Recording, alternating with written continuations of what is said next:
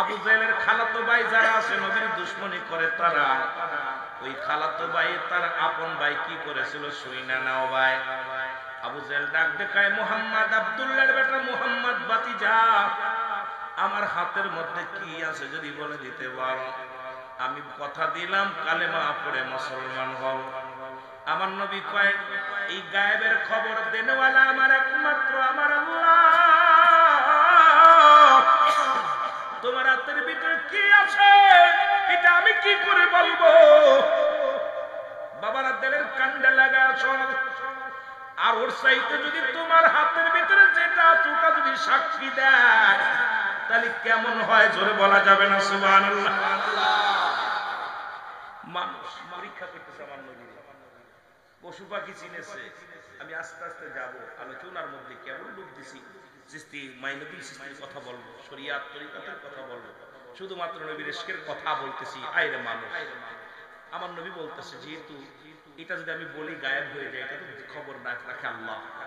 তোমার হাতের মধ্যে যে জিনিসটা আছে ওইটা যদি বলে দেয় যে আমি এই জিনিস, তাহলে কেমন হয় বাবা? সুবহানাল্লাহ কইতেন কি? কত বড় নবীর, কত আমার কেমন নবী, কেমন ম্যান। আবু জেহেল কয়, বাতিজা, বাতিজা রে, যদি তুমি বলে দিতে পারো যদি এটা যদি হয় তাহলে তোর কোনো কথাই না, তোমার ডবল মানবো, বেশি মানবো। আমার নবী হাতের দিকে ইশারা দিয়ে কাল্লা, আবু জেহেল হাতের মধ্যে কি আছে বলে দাও। সঙ্গে সঙ্গে ওই হাতের ভিতরে পাথরের খানা কালেমা পড়ে নিছে, লা ইলাহা ইল্লাল্লাহু মুহাম্মাদুর রাসূলুল্লাহ। পাথরেও চিনিছে আমার নবীর, জোরে বলেন ঠিক কি না? কিসে চিনছে? জোরে বলেন কিসে চিনছে? পাথরে। আর আবু জেহেল চিনতে পারলেন খালাতো ভাইরা এখনো চেনে নাই, ফুফাতো ভাইরা চেনে নাই, মামাতো ভাইরা চেনে নাই, কিন্তু ঠিকই পাথরে চিনেছে আমার নবীরে। আবু জেহেল কয়, বাতিজা তুমি এত বড় জাদুকার, মক্কা মদিনার সব চাইতে বড় জাদুকার রে বাতিজা, তুমি পাথরকে কালেমা পড়েছে, ঈমান আনছে, এবার চলে গেলেন দৌড়ে ফালায় দেয়, বাতিজারে তুমি সবচেয়ে বড় জাদুকার, জোরে বলো নাউজুবিল্লাহ, আর একটু জোরে বলো নাউজুবিল্লাহ। এবার নবীজি একটা গাছের নিচেই দাঁড়ায় আছে, খালাতো ভাইদের চরিত্র শোনেন বাবা, শুনে নেন, বুঝতে পারবেন কথাগুলো বললে। এবার নবীজি গাছের নিচে দাঁড়ায় আছে অনেকগুলো লোক নিয়ে। আবু জেহেল ডাকতে কয়, বাতিজারে, ওদিন তো দেখলাম বড় জাদু খেলার খেললা, মক্কা মদিনার বড় জাদুকার, আজকে যদি তোমাকে বলতে চাই চন্দ্রটাকে দ্বিখণ্ডিত করে দিতে পারো, চাঁদকে দ্বিখণ্ডিত করতে পারো, আমি আবু জেহেল কথা দিলাম যাদেরকে সঙ্গে নিয়ে আইছি সবাই মিলে কালেমা পড়ব, তোমার দলগত অন্তর্ভুক্ত হয়ে যাব। আমার নবী ডাকতে কয়, ও চাচা একটু ধৈর্য ধরো। নবীজি শাহাদত আঙ্গুল মুবারক চাঁদের দিকে দিয়া একটা টান লাগায় দিছে, সঙ্গে সঙ্গে চন্দ্রটা দ্বিখণ্ডিত হয়ে গেছে, জোরে বলেন মারহাবা। এরা মুসলমান এমন ভাবে দ্বিখণ্ডিত হইল না, এত দূরত্ব হয়ে গেছে ভিতরের দিকে আর সে আজিম পর্যন্ত দেখা যাইব, জোরে জোরে চিল্লা বলা যাবে না মারহাবা।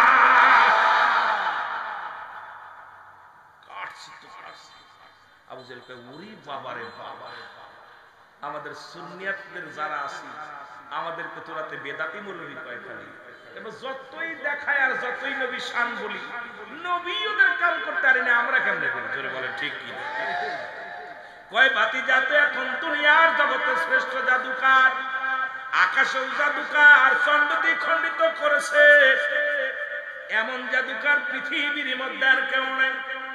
পৃথিবীর মধ্যে আমি সবাইকে বলে দিলাম, তোমরা শুনে রাখো, আমার ভাতিজা মুহাম্মদ মক্কা নগরের সবচাইতে বড় জাদুকার, জোরে জোরে চিল্লায় বলা যাবে না নাউজুবিল্লাহ, আর একটু জোরে জোরে চিল্লায় বলা যাবে না নাউজুবিল্লাহ। কিন্তু উপস্থিত যত মানুষ ছিল সবাই পড়ে নিলেন, আশহাদু আল্লা ইলাহা ইল্লাল্লাহু ওয়াহদাহু লা শারীকা লাহু واشهد ان محمدا আবদুহু ওয়া রাসূলুহু লা ইলাহা ইল্লাল্লাহ মুহাম্মাদুর রাসূলুল্লাহ। জোরে জোরে চিল্লায়া বলা যাবে না আল্লাহু আকবার। মদিনা যাইতে পারলাম না, মদিনা, আরো জোরে বলেন মদিনা যাইতে পারলাম না, মদিনা। আমি অসহায় তাই এত দূরে রয়ে ভালোবাসো,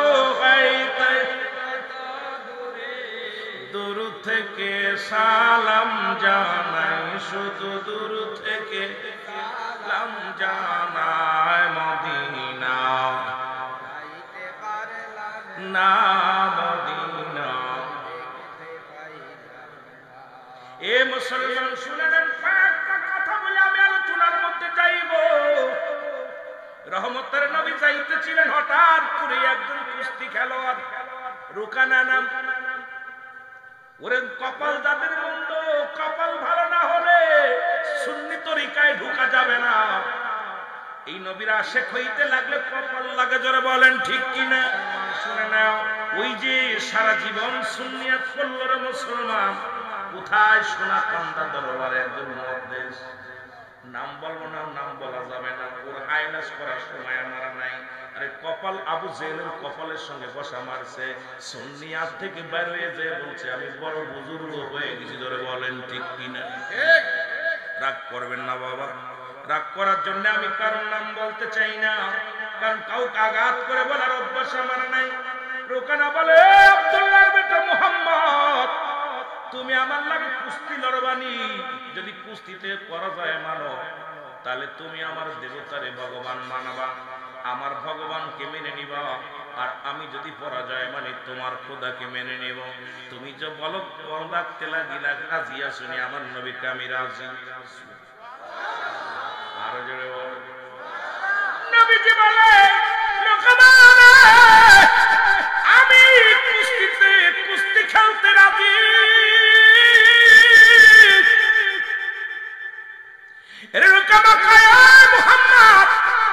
আমাকে দেখে মক্কা মদিনার কোন মানুষ আমার মুখের সাথে চোখের সঙ্গে চোখ মিলে কথা বলে না, আমাকে দেখে দূর থেকে পালায়। মক্কা মদিনার এমন কোন কুস্তিগীর নাই আমার সাথে লড়াই করবে, আমাকে পরাজয় মানবে, আর তুমি আসছো আমার সঙ্গে কুস্তি খেলতে। আমার নবী কয়, আমি রাজি তোমার সাথে কুস্তি করতে, জোরে বলা যাবে না। আল্লাহর নবীর সঙ্গে লেগে রাসূলুল্লাহ একটা ধাক্কা মেরে দিছে, পড়ে গেছে, জোরে বলেন সুবহানাল্লাহ। আর সে একটা ধাক্কা মারিয়া যখন পড়ে গেছে, রুকামার এবার বুকের পরে রাসূলুল্লাহ পা দিয়ে দাঁড়ায় আছে। রুকামা কয়, হুজুর আব্দুল্লাহর বেটা মুহাম্মদ মাফসুদ, আমার পাটা সরায় নাও। ও মুহাম্মদ, আমার মন বলে বিশাল একটা পাথরের চাপা আমারে দিয়েছে, আমারে মাফ করে দাও। আমার ভগবান আমার দিকে তাকাই নাই, আমার ভগবান আমার তাকাই নাই, এই জন্য আমি এবার পরাজয় মেনেছি। তোমার আল্লাহ তোমার দয়া করছে, দোয়া করছে, তোমার দিকে তাকাইছে, এই জন্য তুমি পরাজয়, তুমি জয় হয়েছে, আমি পরাজয় মেনেছি। আর একবার আমার সুযোগ দাও, জোরে জোরে চিল্লায় বলা যাবে না আল্লাহু আকবার। আমার নবী ডাকতে কয়,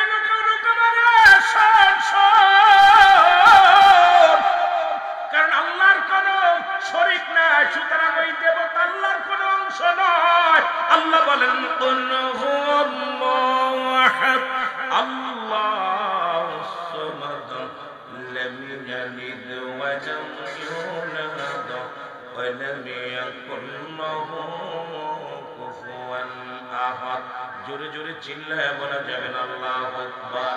আমার সাথে পড়েন, কুল হুয়াল্লাহু আহাদ আল্লাহুস সামাদ লাম ইয়ালিদ ওয়া লাম ইউলাদ ওয়া লাম ইয়াকুল লাহু কুফুয়ান আহাদ। আল্লাহ ডাকতে বলে, হাবিব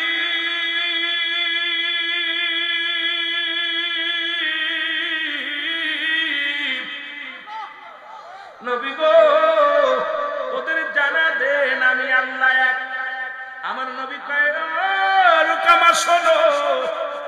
আজকে তুমি যে দেবতার পূজা করো উনি আল্লাহর কেউ নয়, শরীক নয়, সুতরাং আল্লাহ এক। এখনো সময় আছে, তুমি পরাজয় মেরে সারেন্ডার করো, সারেন্ডার করে মাওলার প্রতি ঈমান আনো। রোকামা কয় না না, আমার দেবতা আমার খোদার পাওয়ার বেশি, আজকে আমার দিকে তাকায় নাই। নবী কয় শুনে নাও, শুনেন আল্লাহ কি কয় শোনো। এই কোরআনের আয়াত আল্লাহ সূরা ইখলাসের মধ্যে বলে, আল্লাহ বলে ডাকতে বলে, ও বান্দা শোনো আমি আল্লাহ এক। আসমান জমিনের মধ্যে কারো জন্ম দিই নাই, কারো থেকে আমি জন্ম নিই নাই। আসমান জমিনের মধ্যে আমার সমতুল্য সমকক্ষ আর কেউ নাই। আর সারা পৃথিবী আমার মুখাপেক্ষী, আমি কারো মুখাপেক্ষী নয়। আল্লাহ নবী ডাক দে কর কামা শোনো, এই পৃথিবীর সবাই তার মুখাপেক্ষী, সে কারো মুখাপেক্ষী নয়। এখনো সময় আছে, আয় আয় আয়, ফিরে আয় যদি বাঁচতে চাই। জোরে বলেন মারহাবা। একটু মহব্বতের সঙ্গে দুরূদ শরীফ পড়েন আল্লাহুম্মা। জোরে জোরে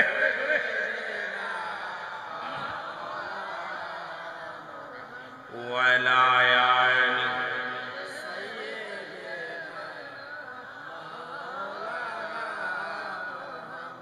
ও তোরা দেখলে সবই পাগল হবি, দেখলে সবই এর কাঁদবি বসে নিরালায়, তোরা কাঁদবি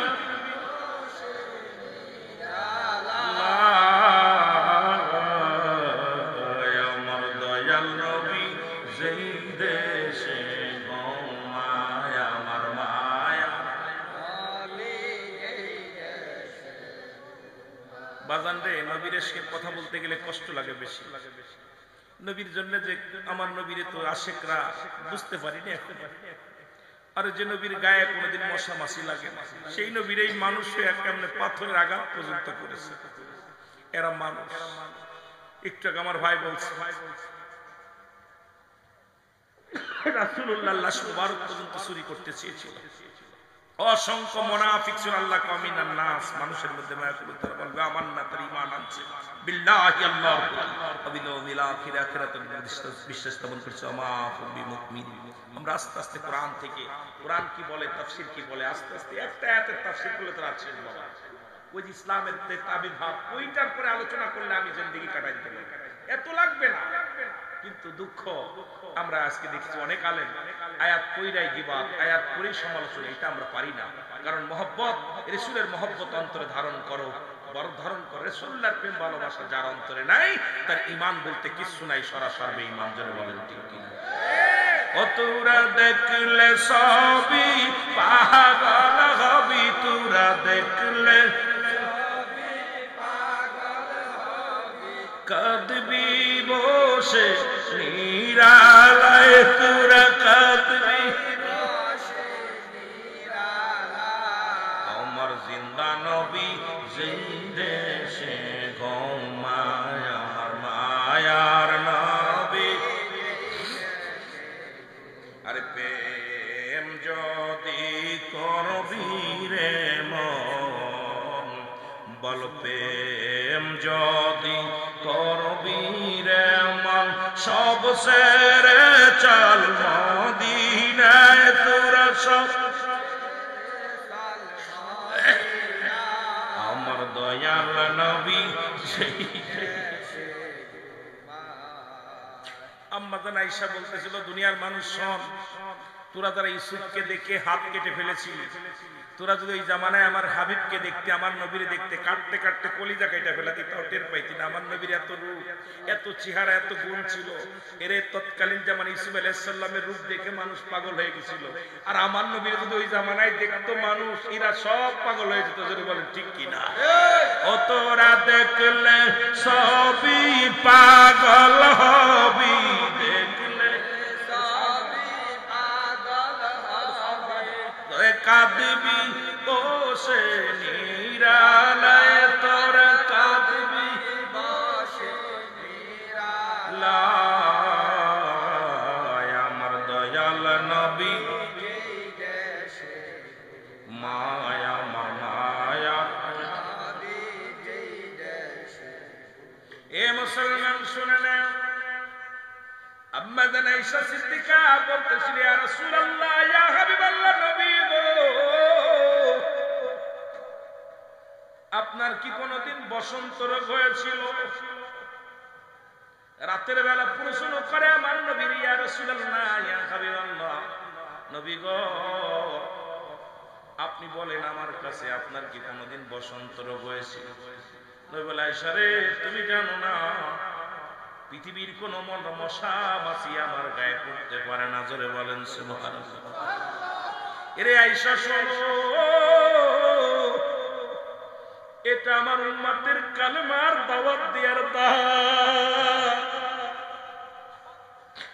আমি নবী যখন কালেমার দাওয়াত নিয়ে শহরে যাইতাম, আমারে পাগল ভেবে পাথর ছুঁড়ে মারত, আমারে কাফের বেঈমানেরা কত আঘাত করত। ওই পাথরের আঘাতে আঘাতে আয়েশা রে, আমার গায়ের ভিতরে দাগগুলো সব এই ক্ষত বিক্ষত দাগ আমার উম্মতের দাওয়াত দেওয়ার দাগ রে। পাথরের আঘাতে জর্জরিত আমি নবী। আম্মা জান আয়েশা সিদ্দিকা বলে, ইয়া রাসূলুল্লাহ, ইয়া হাবিবাল্লাহ, যারা আপনাকে মারল নবী গো, তাদের দিলে কি কোনো মায়া ছিল? আমার নবী কান্দার আয়েশা রে, আমি নবী কোন অপরাধ করি না, আমার অপরাধ একটা, আল্লাহর দ্বীন শিক্ষা দেওয়া। আমি গিয়েছিলাম, বলেছিলাম আল্লাহ এক, আল্লাহ এক, আমি তার প্রেরিত হাবিব, আমি তার রাসূল। এই সত্য প্রচারের জন্য কত পাথরের আঘাত খাইলাম রে আয়েশা। আয়েশা বলে, আল্লাহ আমার স্বামীর গায়ে যারা আঘাত করেছে, আমার নবীরে যারা মারছে, তাদেরকে দুনিয়া থেকে আলাদা করে দাও। নবীজি হাতটা নামায় বলে, আয়েশা রে, খবরদার খবরদার, তুমি তাদের জন্য বড় দিয়া দিও না।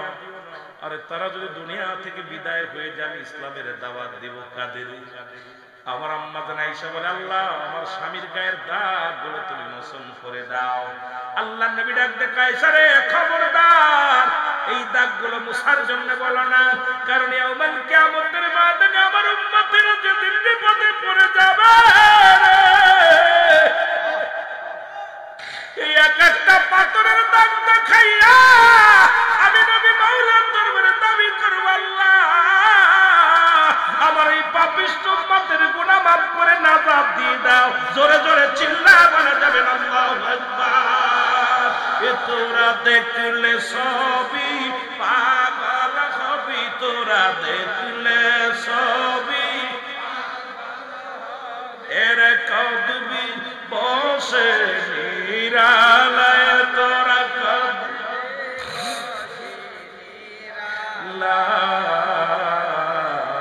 আমার দয়াল নবী,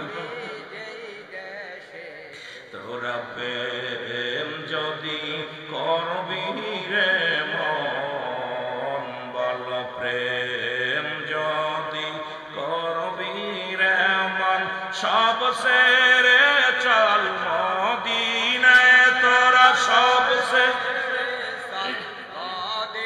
না, আমার দিনের রাসূল যেই দেশে ঘুমায়, আমার মায়ার নবী। এ ভাইরা আমার, যে কথা বলতেছিলাম গো,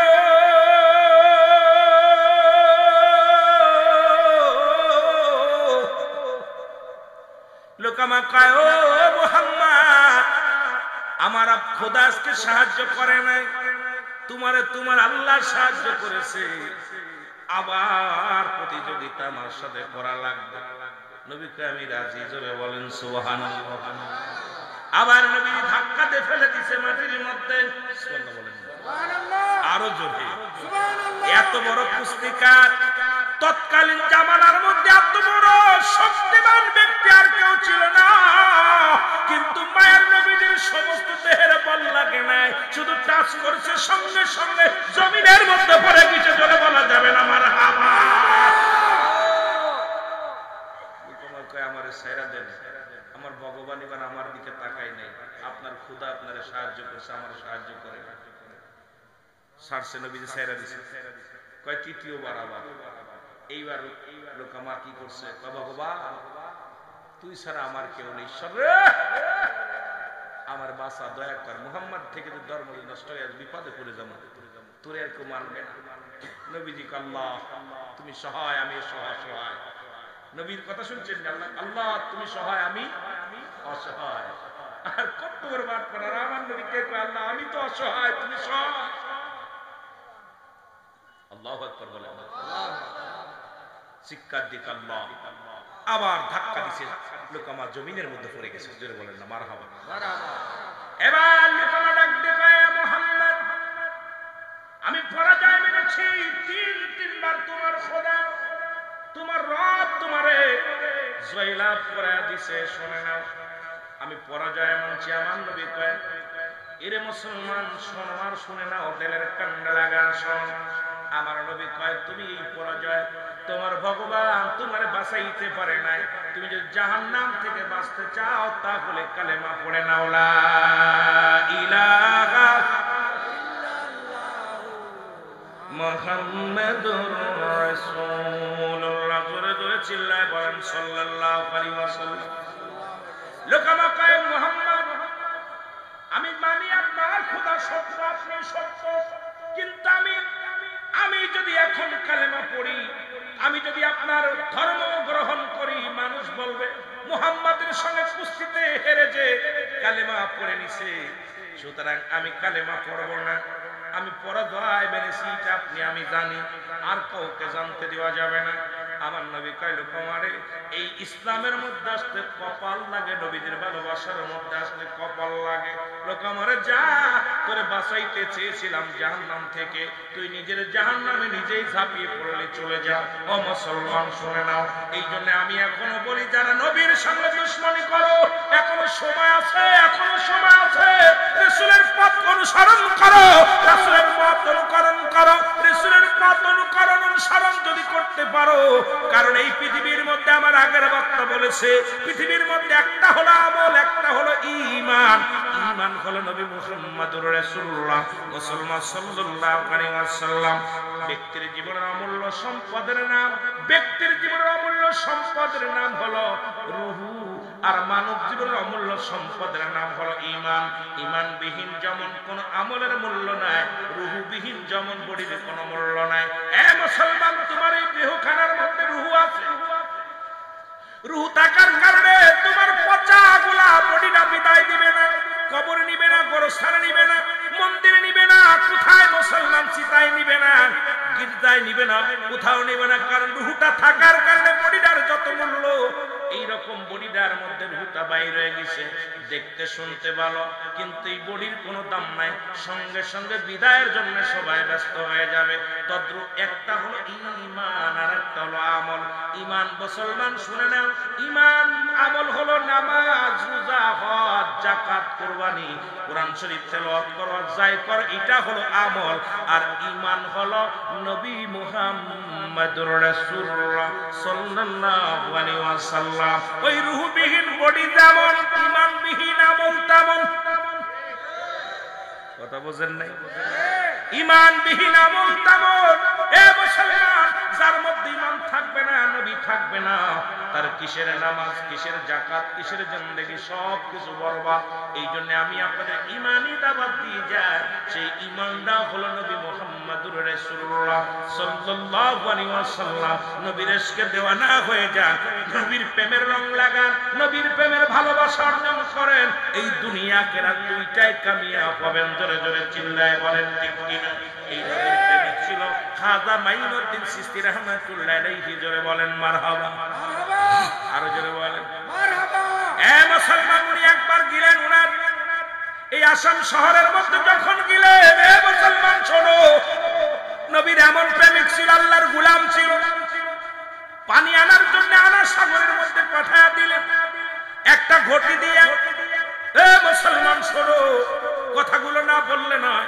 কারণ নামাজের আগে আলা নাই হজের আগে আলা নাই যাকাতের আগে আলা নাই আল্লাহ বলে কুরআনুল কারীমের মধ্যে ওলিদের বিষয় বলতে যে আল্লাহ বলে আলা সাবধান ইন্না নিশ্চয় আলা ইন্না উল্লাহি আল্লাহর তরফ থেকে যারা ওলি হয় লা নাই খাউফুন শব্দের অর্থ ভয় ওলা যদি অবস্থান করে তোমাদের উপরে জানুন তাদের কোনো চিন্তা নাই ভাবনা নাই খাজা মাইনুদ্দিন চিশতি মুসলমান উনি বাইক করলেন ঘটি দিয়া বললেন বাবা যাও আনা সাগর থেকে পানি নিয়ে আসো কয়েকজন গেলেন আনা সাগরে ওই কাফের বেঈমানেরা মুসলমান সনদ পিতৃরাজ ছিলেন তার সৈন্যরা পাহারা দিতেছিলেন পানি দিবে না আনতে দিবে না মুসলমান আল্লাহর ওলির আশিকরা যায় বলে এ পিতৃরাজের লোকেরা শোনো বলে কি আমাদের হুজুর পানি নিতে বলছে কয় পানি দেওয়া যাবে না এই পানি দেওয়া যাবে না উনি বললেন যদি পানি যদি ঘটির মধ্যে চলে আসে তাহলে কি দিবা পানি যদি আসে তাহলে কি দিবা জোরে বলেন সুবহানাল্লাহ আর একটু জোরে বলেন সুবহানাল্লাহ আমরা পানি আনবো না পানি যদি ঘটির মধ্যে আসে তাহলে কি দিবেন কই তাহলে তো কোনো কথাই না এ মুসলমান খাজা মাইনুদ্দিন চিশতি আল্লাহ তাকে কত পাওয়ার কত ক্ষমতা দান করেছিল আল্লাহ পাক মুসলমান খবর চলে গেল মাইনুদ্দিনের কাছে হুজুর সর্বনাশ পানি দিল না পানি তো পিতৃরাজের লোকেরা পানি দান করলো না পানি আনতে পারলাম না হুজুর কয় বাবা ওই ঘটিটার মধ্যে নিয়ে দাঁড়ায়া বলবা ও আনা সাগরের পানি তুমি ঘটির মধ্যে চলে আর একটু জোরে বলো মারহাবা এ মুসলমান এমন আছে মাইনুদ্দিন আজকে তার স্মরণের মাহফিল উনি কি করলেন ওনার সৈন্যরা ওনার লোকেরা ডাকতে বলে আমার সাগরের পানি সাগরের মধ্যে আসো কেন আল্লাহর ওলি খাজা মাইনুদ্দিন চিশতি পানি খাবে তাড়াতাড়ি আয় ঘটির মধ্যে চলে আয় সৈন্যদের সামনে একদম মুসলমান এ যেমন খাল কাটলে পানি যেমন দরদর করে নেমে চলে আসে আনা সাগরের পানিগুলো উতাল পাতাল হয়ে চলে আসলেন এসে ঘটির মধ্যে পানি চলে আসে সবাই বলে আল্লাহ কি আশ্চর্য হয়ে গেল কিছু লোক চলে গেলেন মাইনুদ্দিন চিশতির কাছে হুজুর সর্বনাশ এ কি আশ্চর্য আমারে দেখাইলেন হুজুর বললেন আমি আল্লাহর গোলাম আমরা রাসূলের প্রেমিক সঙ্গে সঙ্গে কিছু লোক মুসলমান কালেমা পড়ে মুসলমান হয়ে গেলেন লা ইলাহা মুহাম্মাদুর রাসূলুল্লাহ জোরে জোরে চিল্লায় পারবেন আমার দেশে কত লঞ্চ ডুবে যায় আমার দেশে বলে যে একটা টাইটানিক জাহাজ বানালো বিদেশিরা টাইটানিক জাহাজ শুনছেন নাম শুনছেন এই নাম শুনছেন না ওনার মালিক বলছিল যে পৃথিবীর এক খণ্ড ফুল সুলা তলায় যাবে কিন্তু আমার টাইটানিক জাহাজ তলাবে না আল্লাহ দিছে এক ধাক্কা পানি পাথর হইয়া এটারে ফাড়াইয়া একদম সাগরের ভিতর চিরতরে বন্ধ যেটা বলে ঠিক কিনা আর আল্লাহর ওলি শাহজালাল ইয়ামানি আমার বাংলাদেশে বাড়ি উনি জায়নামাজে কইরা 360 জন আউলিয়া জায়নামাজ ফেলায় পানির উপর দিয়ে সাঁতার দিয়ে চলে আসে সুবহানাল্লাহ বলেন পানির উপর দিয়ে ভাইসা চলে আসে সাঁতার জায়নামাজ দিতে পানির মধ্যে এরকম সাইরা এরপরে দাঁড়াইয়া চলে আসছে এখন সেই আল্লাহর ওলিদের মাজার দ্বারা ভাঙতেছে আপনারা মনে করছেন শান্তি পাবেন আরে ওলির মাজার ভাঙছে ওলিরে ভাঙতে পারছো না যেটা বলেন ঠিক কি না কারণ রাসূল বলছে কি মেরকাত ছড়ে মেরকাত আমি হাদিস পড়েছি মেরকাত ছড়ে মেরকাত 10ম খণ্ড 722 নম্বর পৃষ্ঠা তাফসীরুল বায়ান 5ম খণ্ড 524 নম্বর পৃষ্ঠা রাসূল বলে আলা সাবধান ইন্না নিশ্চয় আলা ইন্না উল্লাহি আল্লাহর তরফ থেকে যারা ওলি হয় লা ইয়ামুত তাদের মৃত্যু নাই সুতরাং মাজার ভেঙে লাভ নাই ওরা জেতা ওই জেতাটা যেদিন ধরবে তোর খবর আছে যারা বলেন ঠিক কি না বালা করে শুনে নিয়ে আমার কথা না কোরআন হাদিস যা বলে এটা আমরা বলতেছি যেন বলেন ঠিক কি না আমার ভাইরা আমার বন্ধুরা খাজা মাইনুদ্দিন চিশতি কথাগুলো বলতে গেলে অনেক কথা চলে আসে উনি একদিন যাইতেছিলেন হঠাৎ করে আমি নবীর এশকি থেকে মাইনুদ্দিনের জায়গা চলে আসলাম এর একটা হলো খাজা এই খাজা শব্দের অর্থ হলো সম্মান সুবহানাল্লাহ বলেন না আবার অনেকে বলতে পারেন খাজা এবার খাজা শব্দের অর্থ হলো সম্মানী ব্যক্তি জোরে জোরে চিল্লায় বলেন মারহাবা আর বাবা শব্দের অর্থ ভান্ডার বা দয়া খাজা বাবা মাইনুদ্দিন চিশতি রাহমাতুল্লাহ আলাইহি জোরে জোরে চিল্লায় বলা যাবে না সুবহানাল্লাহ আমার দাদু ভাইরা কান্ডা লাগা শোনো উনি একদিন যাইতেছিল হিন্দু মন্দিরের পাশ দিয়া মুসলমানিরা তো গেল 500 500 হিন্দুরা মুসলমান হয়েছিল কালেমা পড়ে। আমার বাবার এখন আমার দেশে বড় একটা ষড়যন্ত্রের মধ্যে আছি। এখন আমার দেশের হিন্দুরা নালিশ করে বিদেশে, তারা শুরু করছে আমরা অত্যাচারে আছি। আমার মন বলে বাংলাদেশে আমি একাধিকবার ইন্ডিয়ায় গেছি, শুনে নাও, একাধিকবার আল্লাহ আমাকে ভারতের জমিনে নিয়েছে।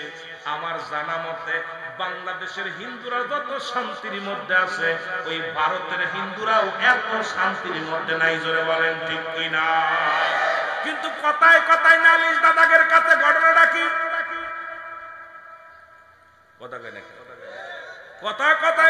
কথায় এখন বাবা যদি মারে দুষ্কৃত লোক হয়, তাকে তো বাঁচায় রাখা যায় না। মুনাফিকদের চিনার দরকার। জোরে বলেন ঠিক কিনা?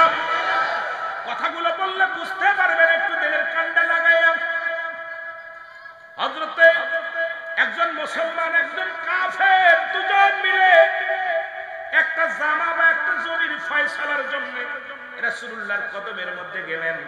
ওয়াজটা শুনবেন, এরপরে বুঝাইতে ভালো হবে বাবা। বোঝার জন্য অনেক কথা বলার দরকার, কারণ আপনাদের বুঝ দেওয়ার জন্য অল্প কথায় বোঝানো সম্ভব নয়। জ্ঞানী গুণী যারা অল্প কথায় বোঝে, নাদানের বোঝানোর ক্ষমতা আমার কি আর আছে? জোরে বলেন।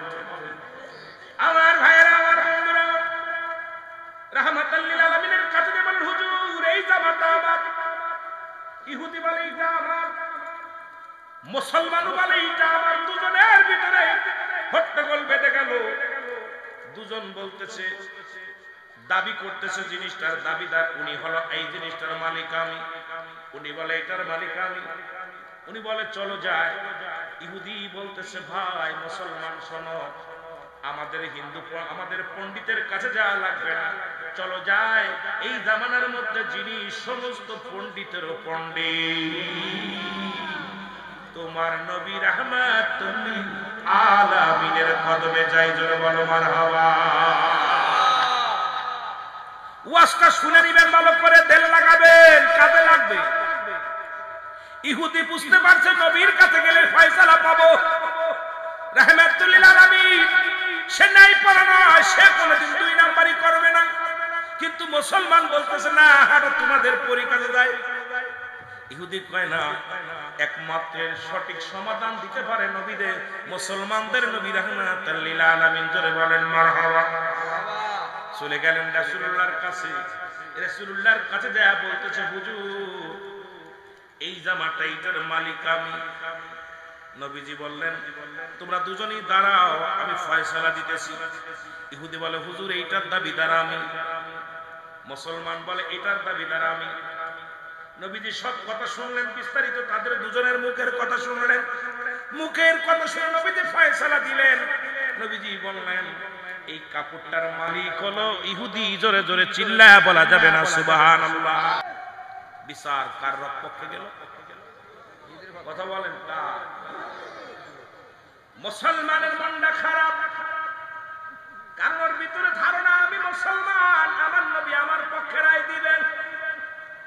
কিন্তু রহমতের নবী রায়টা দিলেন অমুসলিমের পক্ষে। নবীর আইন আমি মানি না। ইহুদি বলে আমি মেনে নিলাম যে রায় দিচ্ছেন, রাইতে আমি সন্তুষ্ট। মুসলমান মানতে পারে নাই।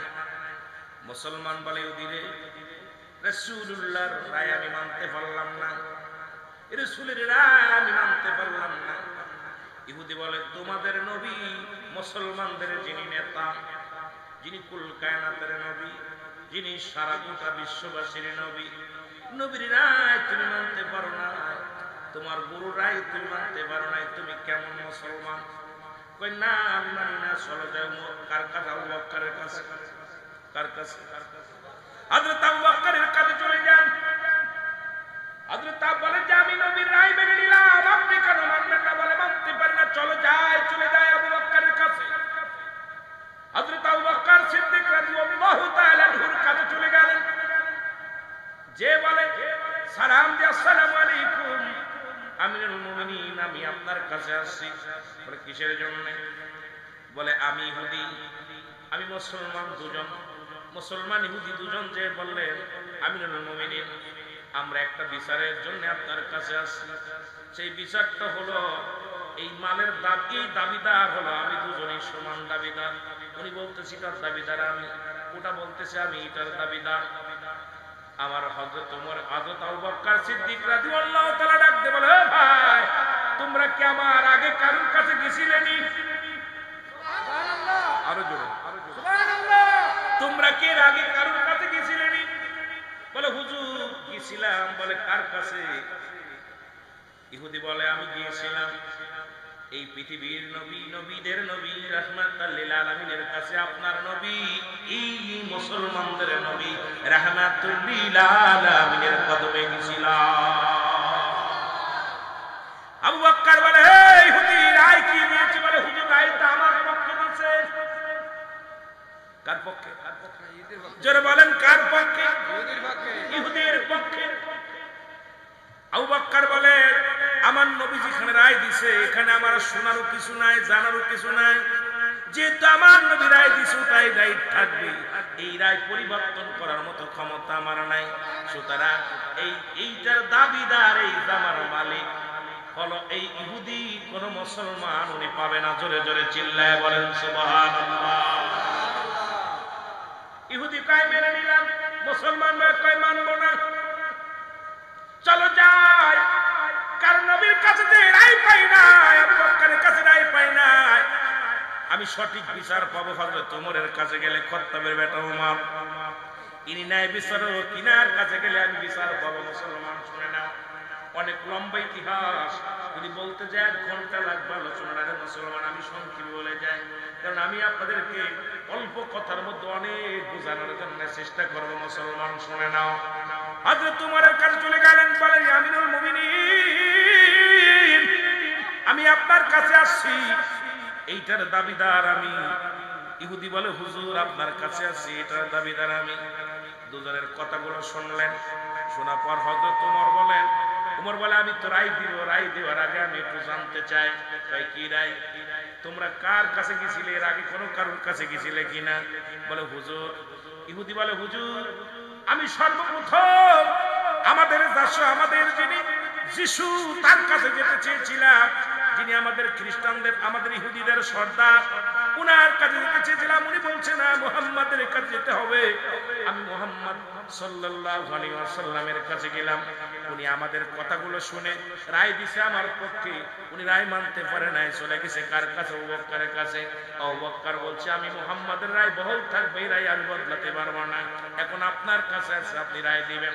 আমি রায় দিব, দাঁড়াও একটু ধৈর্য ধরো। জোরে জোরে চিল্লায় বলো সুবহানাল্লাহ। হযরত ওমর ফারুক বলে, দাঁড়াও আমি রায় দিব। যেহেতু মুহাম্মাদের রায় দিয়েছে, তুমি মানতে পারো না, রায় তো তোমাকে দিতেই হবে, একটু ধৈর্য ধরো। আল্লাহু আকবার। যেহেতু মুহাম্মাদের রায় মানতে পারো না, ভিতরে যায় খোলা তরবারি নিয়ে গুটি গুটি পেশে এক করে গর্দান থেকে মাথাটা আলাদা করে দিছে। জোরে জোরে চিল্লায় বলা যাবে না সুবহানাল্লাহ। ডাক দেখায় যে ব্যক্তি রাহমাতুল লিল আলামিনের রায় মানতে পারে না, ফয়সালা মানতে পারে না, তার ফয়সালা আমার কাছে শেষ ফয়সালা। তাকে দুনিয়ায় বাঁচায় রাখার কোনো ইফতার নাই, দুনিয়া থেকে বিদায় করে দিলাম। সবাই রব উঠে গেল, ওমর মুসলমান হত্যা করেছে। সবার মুখে একটা বলি, সবাই বলে ওমর মুসলমান হত্যা করেছে। যেহেতু হযরত ওমর ফারুক দাড়িওয়ালাকে হত্যা করেছে, টুপিওয়ালাকে হত্যা করেছে, সবার ভিতরে একটা হট্টগোল শুরু হয়ে গেল, কানাঘুষা শুরু হয়ে গেল। মুসলমানের কাছে মুসলমান নিরাপত্তা নাই। আরে দাদারা শোন, তোদের হিন্দুরা চুরি করবে, বাটপারি করবে, আমরা বিচার করলে কইডে মেরে দিছে। ওই বাটপার তো বাংলাদেশে হবে না, কারণ এই দেশ কলিয়াল্লাহদের দেশ। এ দেশে ইসলামের আইন চলবে, ইসলামের শাসন চলবে। কোন ভণ্ড প্রতারক গাঁজাখোর মদখোর নারী খোরের জায়গা হবে না। বলে বলেন ঠিক কিনা? ওরে রে বাবা রে, কি শুরু করছি এগুলো? আমার ভাইরা, আমার নবীজির কাছে সবাই যা দাবি করে, ইয়া রাসূলুল্লাহ, ইয়া হাবিবাল্লাহ। সর্বনাশ। নবী কয় কি হইছে? কয় নবী গো, হযরত ওমর ফারুক দাড়িওয়ালা টুপিওয়ালারে হত্যা করেছে, দাড়িওয়ালা টুপিওয়ালারে হত্যা করেছে। আমার নবীজি রায় দিবেন, সবাইকে ডাকলেন। যেহেতু হযরত ওমর বিশাল একটা কাজ করেছে, দাড়িওয়ালা টুপিওয়ালার হত্যা করেছে, মুসলমানের হাতে হত্যা হয়েছে, নবীজি বড় কষ্ট পাইলেন। নবী যখন বিচার করবে, বিচারের কাঠ গড়ায় সবাই দাঁড় কর, সবাইকে নিয়ে যখন উমরের রায় দিবে, আমার আল্লাহ কয় যাও জিবরিল যাও, আমার হাবিবকে বলে দাও সে যেন আজকে রায় দেয় না, আমার তারে জানায় দাও হযরত উমরে ফারুক কোন মুসলমানকে হত্যা করে নাই, হযরত উমরে ফারুক মুনাফিককে হত্যা করেছে। জোরে বলো আল্লাহু আকবার। আরো জোরে আল্লাহ ডাকবেন হাবিব, হাবিব, ও হাবিব, উমরে ফারুকের বিরুদ্ধে আপনি রায় দিবেন না। শুনে রাখেন, হযরত উমরে ফারুক দুনিয়ার কোন মুসলমান হত্যা করে নাই। ও দাড়িওয়ালা লিবাস লাগায় নবীর দরবারে যাইতো, আমিনান নাস মানুষের মধ্যে মা কোন তারা বলবে আমান্না, তার ঈমান আছে বিল্লাহি, আল্লাহর প্রতি, অবিনাউমিনা কিরাতের প্রতি বিশ্বাস স্থাপন করছে। ওমা হুম বিমুমিনিন। তৎকালীন জামানায় একদল মুনাফিক ছিল, তারা নবীর কদমে যাইতো, তারা বলতো আমরা ঈমানদার, আমরা মুমিন, আমরা মুত্তাকিন। আজ পর্যন্ত এই মুনাফিক আছে বাংলার জমিনে, অনেক দাড়িওয়ালা টুপিওয়ালা নবী মানতে পারে না। এই মুনাফিকদের অবস্থা উমরের মতো ফয়সালা করার দরকার। জোরে বলেন ঠিক কিনা? আর একটু জোরে বলেন আল্লাহু আকবার। কথা কি বলেন? আমার নবীজি উপস্থিত যত জনগণ ছিল সবার সামনে বললেন, ভাইরা আপনারা কি উত্তেজিত হয়েন না, আমার উমর যাকে হত্যা করেছে আল্লাহ রাব্বুল আলামিন ফয়সালা দিয়ে দিয়েছে আমার কাছে জিবরিল আমিন দিয়ে। আমার উমর কোন দাড়িওয়ালা টুপিওয়ালাকে হত্যা করেন, একজন মুনাফিক, নাম ধরে একজন মুনাফিককে হত্যা করেছে।